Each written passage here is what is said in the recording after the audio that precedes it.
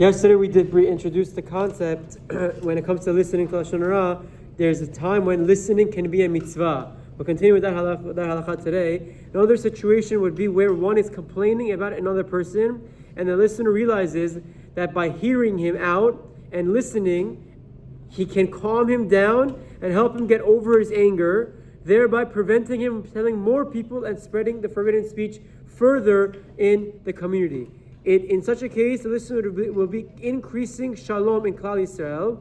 Of course, one must be extra careful in these scenarios, not to believe what he hears, as to not to fall into the isur of Kabbalah Lashon Hara. So the Chafetz Chaim adds a very profound halakha. He explains that how can there be a mitzvah to listen to Lashon Hara if you're going to be a therapist, quote unquote, if you're going to be a mediator where you hear, you don't accept, but you listen, and you can calm down the subject who is very offended and spreading Lashon Hara. If you're able to do that and you see yourself that you have those skills, then it's a mitzvah to listen. Why? Because you're minimizing and you're preventing him from spreading more Lashon Hara. The commentators add, even if you will continue to speak, but instead of spreading it around the whole world, posting it on his story or whatever it is, he might just tell it to one or two more of his friends.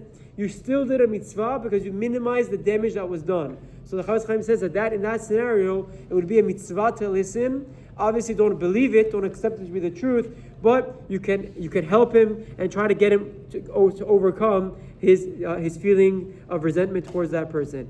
Now, category number 5, when listening is unavoidable. This is a very important halakha, and we'll spend a few days on it. If one is sitting with a group of people and he had no reason to suspect forbidden speech when he joined them. So again, the Chafetz Chaim puts that clause because if you assumed they would speak Lashon Hara, the Chafetz Chaim writes you can't even sit with them. So the prerequisite is that I'm sitting and I have no reason to suspect that anyone would start speaking Lashon Hara. And conversation turns to forbidden speech. The halakha is as follows.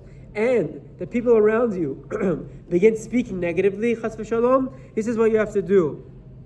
The first point is, if he is able to rebuke the group for their actions, he is required to do so. Even if they will not listen to him and will not desist from the forbidden speech, he must protest for the honor of the Torah and for the sake of the victim of the Lashon Hara. Also, he must do so in order that it will not appear as if he agrees with their words. This is the Chafetz Chaim. It sounds very extreme, but he brings the halakha, and it's something that is difficult, but he says that if you're able to, you have to protest.